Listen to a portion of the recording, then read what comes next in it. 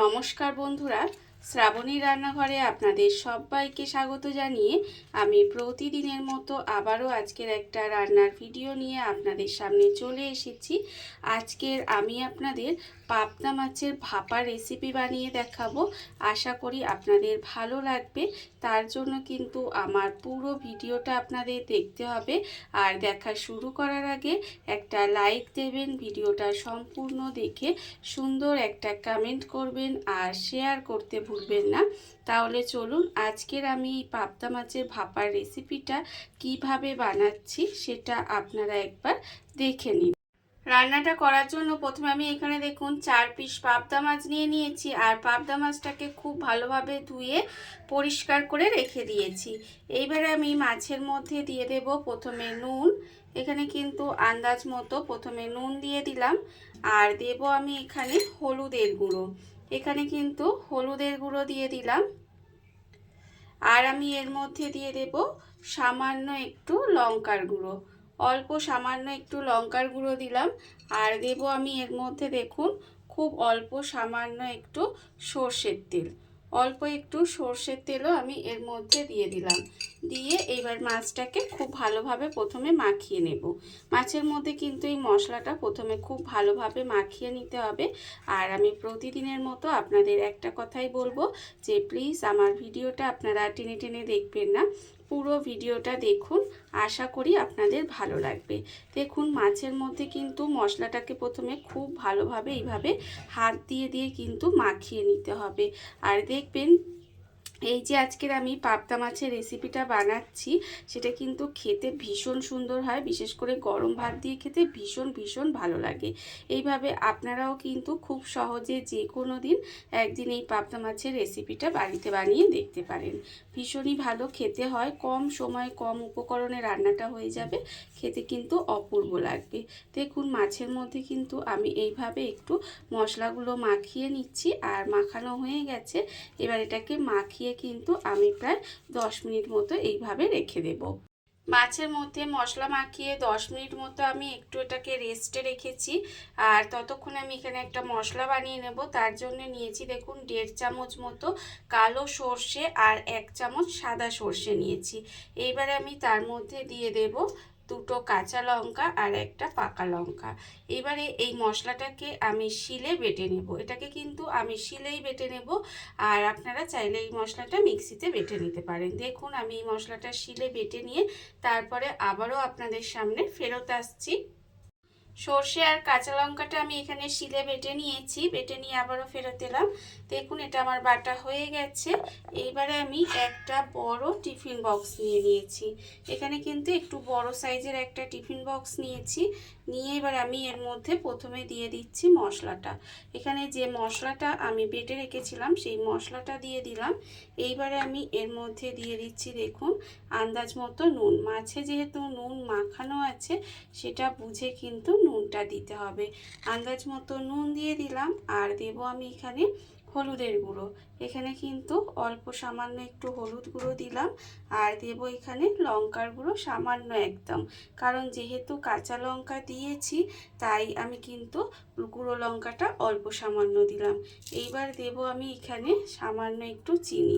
এতে কিন্তু রান্নাটা মিষ্টি হবে না, তবে নুন চিনির একটা ব্যালেন্স হবে, খেতে ভালো লাগবে। আপনারা চাইলে কিন্তু এর মধ্যে টক দই বা নারকেল বাটাও দিতে পারেন, তবে আমি খুব সিম্পলভাবে আজকে রান্নাটা করব দেখাবো, কিন্তু এইভাবেও খেতে ভীষণই ভালো লাগে। এইবারে দেখুন এই মশলাটাকে আমি কিন্তু একটা চামচের সাহায্যে খুব ভালোভাবে মিশিয়ে নেব। এইভাবে কিন্তু খুব ভালোভাবে মিশিয়ে নিতে হবে। আর আমার চ্যানেলে নতুন বন্ধু পুরনো বন্ধু সবাইকেই বলছি আমার তরফ থেকে অনেক অনেক ভালোবাসা। নতুন বন্ধুদের বলবো যদি আমার চ্যানেলটা সাবস্ক্রাইব করেন তাহলে পাশে থাকা বেল বাটনটা অবশ্যই প্রেস করে দেবেন, যাতে আমি যখনই কোনো নিত্য নতুন ভিডিও আপলোড করব সবার প্রথমে আপনাদের কাছে নোটিফিকেশান চলে যাবে এবং আপনারা আপনাদের সময় মতো ভিডিওটা দেখে নিতে পারবেন।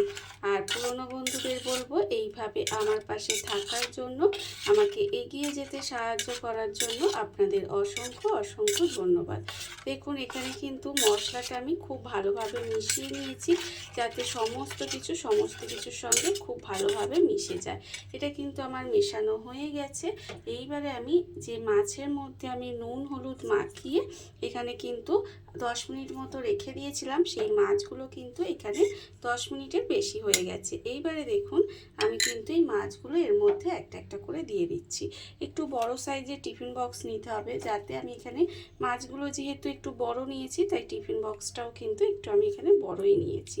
দেখুন এবারে কিন্তু একটা একটা মাছ এইভাবে কিন্তু এর মধ্যে দিয়ে দেব।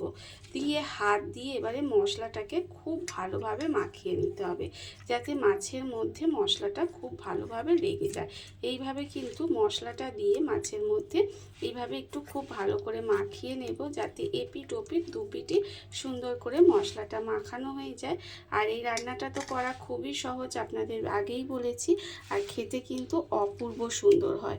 আপনারা এইভাবে একদিন হলেও বাড়িতে বানিয়ে দেখবেন, খুব সহজে খুব তাড়াতাড়ি রান্না কিন্তু হয়ে যাবে, আর খেতেও কিন্তু ভীষণ ভালো লাগবে। দেখুন এখানে কিন্তু মশলাটা আমার মাখানো হয়ে গেছে। এইবারে আমি এর মধ্যে দিয়ে দেব, দেখুন খুব অল্প সামান্য একটু, যে মশলাটায় আমি বাটিতে মশলা করে রেখেছিলাম, সেই মশলার বাটি ধুয়ে অল্প একটু জলও এর মধ্যে দিয়ে দিলাম। খুব বেশি জল দেওয়ার দরকার নেই, অল্প সামান্য একটু জল দিলাম। আপনারা চাইলে কিন্তু জলটা এর থেকে আরেকটু কম দিতে পারেন, তবে আমি একটু গ্রেভি গ্রেভি রাখবো ভাতে মাখিয়ে খাওয়ার জন্য, তাই একটু জলটা বেশি দিয়েছি। এইবার আমি এর মধ্যে দিয়ে দিচ্ছি দেখুন কাঁচা লঙ্কা, এখানে 3টের মতো চেরা কাঁচা লঙ্কা দিয়ে দিলাম।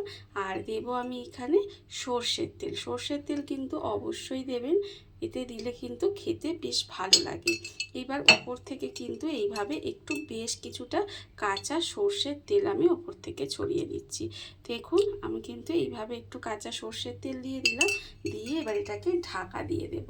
এটা কিন্তু আর কিছুই করব না, ভীষণই সহজ। এটাকে এইভাবে ঢাকা দিয়ে দিলাম, আর ঢাকা দিয়ে অন্যদিকে দেখুন গ্যাসটা অন করে একটা কড়া বসিয়ে দিয়েছি, আর কড়ার মধ্যে দিয়েছি অল্প একটু জল। এইবারে দেখুন জলটা আমার প্রায় গরম হয়ে এসেছে। এইবারে আমি জলের মধ্যে দিয়ে দেব যে টিফিন বক্সের মধ্যে মাছটা আমি রেখেছিলাম ভালো করে মাখিয়ে, সেই টিফিন বক্সটা দিয়ে দিলাম। তবে জলের পরিমাণটা এমন দেবেন যাতে টিফিন বক্সের নিচে থাকে। এইভাবেই কিন্তু অল্প জল দিয়ে দেব, দিয়ে এবার এই টিফিন বক্সটা ভাপে আমি রান্না হতে দেব। দেখুন এবারে এটাকে ঢাকা দিয়ে দিচ্ছি আমি এইভাবে। এটাকে কিন্তু ঢাকা দিয়ে প্রায় 15 থেকে 20 মিনিট মতো গ্যাসটাকে লোতে দিয়ে এইভাবে কিন্তু একটু ঢাকা দিয়ে রান্না হতে দেব। দেখুন আমি কিন্তু এইভাবে ঢাকা দিয়ে দিলাম, দিয়ে গ্যাসটাকে একেবারে একটু লোতে করে দেবো, দিয়ে এইভাবে 20 মিনিট মতো এটাকে ভাপে রান্না হতে দেব।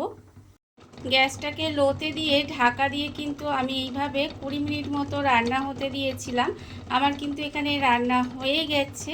এইবারে আমি গ্যাসটা অফ করে দেব, আর আপনাদের পরিবেশন করে দেখাবো। এটা ঠান্ডা করে তারপরে আপনাদের পরিবেশন করে দেখাবো ঠিক রান্নাটা কেমন হলো। মাছটা ঠান্ডা করে নিয়ে আপনাদের সামনে চলে এসেছি। এবার আমি আপনাদের দেখাচ্ছি, দেখুন ঠিক কেমন হয়েছে।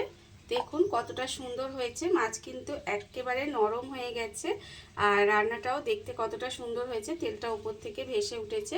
দেখুন আপনারা কত অল্প উপকরণে কত অল্প সময় কত সুন্দর একটা ভাপা, মানে পাবদা মাছের ভাপা বলুন বা ভাপা পাবদা যাই বলেন না কেন, রেডি হয়ে গেছে। আপনারা দেখতেই পেলেন। আর এটা কিন্তু গরম ভাত দিয়ে খেতে ভীষণ ভালো লাগে। আপনারাও কিন্তু এইভাবে একদিন হলেও বাড়িতে বানিয়ে দেখতে পারেন। আর এই ভিডিওটা যদি আপনাদের ভালো লেগে থাকে, আপনারা আমার চ্যানেলটা সাবস্ক্রাইব করে এইভাবে আমার পাশে থেকে যেতে পারেন। তাহলে চলুন আজকের ভিডিওটা এই পর্যন্তই। নমস্কার।